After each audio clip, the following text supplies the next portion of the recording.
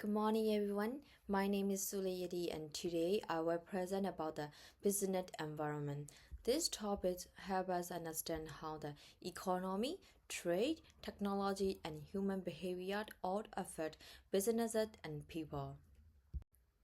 In this presentation, I will explain five main topics: key macroeconomic measures, the business cycle, the impact of tariffs and trade wars on Singapore, how behavioral economics affect our choices, and how generated AI is changing the job market. Let me start with key macroeconomic measures. These are important indicators that show us how the economy is doing. The first one is gross domestic product or GDP. GDP is the total values of all goods and services that a country produces in the certain period. A high GDP usually means the economy is strong. The second is inflation, which is when the prices of goods and services goes up over time. We usually measure inflation using the Consumer Price Index.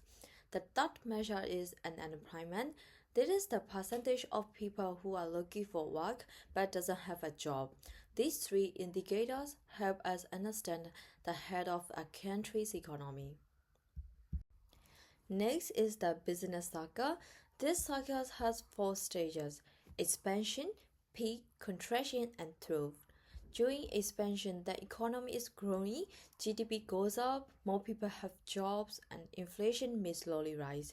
Then comes the peak, where the economy reaches its highest point. GDP is strong, and unemployment is very low, and inflation can be high. After the peak, the economy slows down. This is called contraction or a recession. In this stage, GDP falls, more people lose jobs, and inflation slows down. Finally, the economy reached the trough, which is the lowest point. Things stop getting worse and may begin to improve. This cycle repeats over time and affects how businesses make decisions. So, why does the business cycle matter to companies like Eversage? Eversage is involved in hiring and recruitment. When the economy is doing well, companies hire more people, especially for roles in sustainability and ESG. But during a recession, they slow down or pause hiring. If Eversage understand the business cycle, they can plan better and guide their clients on when to grow teams or wait. This knowledge also helps the company build trust with their client. Now, let's look at tariffs and trade. Singapore is a country that depends a lot on trade. So, when the countries like the US added tariffs to Singapore export, it made Singapore goods more expensive for American buyers. This means fewer people buy those goods and export also dropped. According to the formula, if export falls, overall demand in the economies also fall down. They can also slow down the whole economy. Let's move on to ADAS diagram. In the ADAS diagram, this is shown as a leftward shift of the aggregated demand curve. As a result, the real output fall down Y1 to Y2 and price level also fall down P to P1. Moreover, the unemployment rate rises as less production needed. Tariffs can cause many problems between nations. First of all, they increase the price of imported goods, so people buy less. Second, trade between countries slow down. Third, other countries might fight back with their own tariffs, which leads to trade wars. Companies then change their supply chains, often moving production to locals or different regions. They can make production more expensive and less efficient.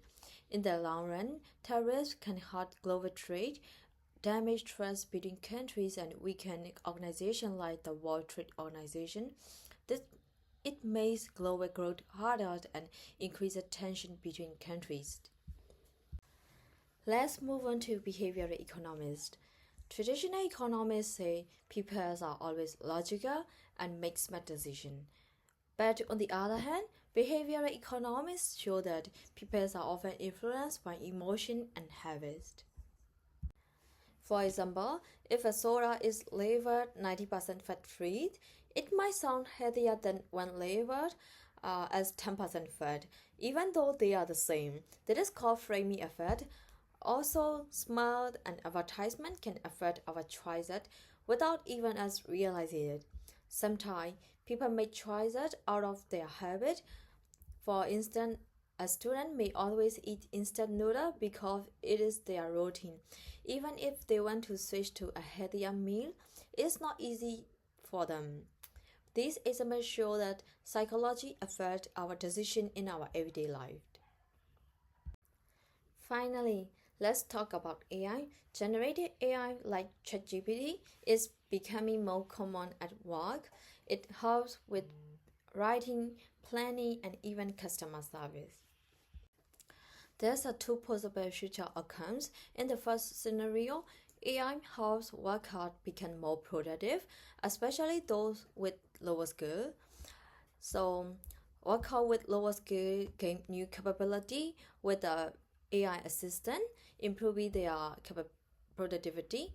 Since the productivity increases, the employer want to hire more, so the demand curve shift to the right, D1 to D2. As a result, the wages goes up, W1 to W2, and more people get jobs, Q1 to Q2. There is a positive outcome where AI reduces inequality. In the second scenario, AI replaces routine jobs, especially among middle and low-income workers. So fewer people are needed in the workplace, so the demand curve for the middle and low-income workers shift to the left, D1 to D2, due to the automation. As a result, the wages for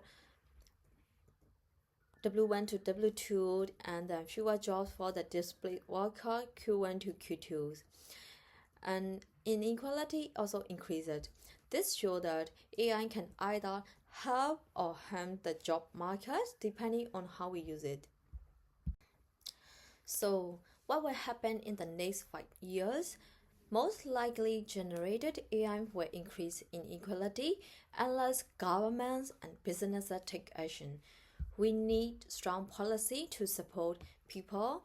This means investing in training programs, helping people move into new jobs, and making sure AI is used fairly across the industry. If we do this, AI can help more people instead of leaving them behind. Thank you so much for your attention. I hope this presentation gives you a better understanding of how the business environment is affected by economic trends, human behavior, and technology. I'm happy to take any question you may have.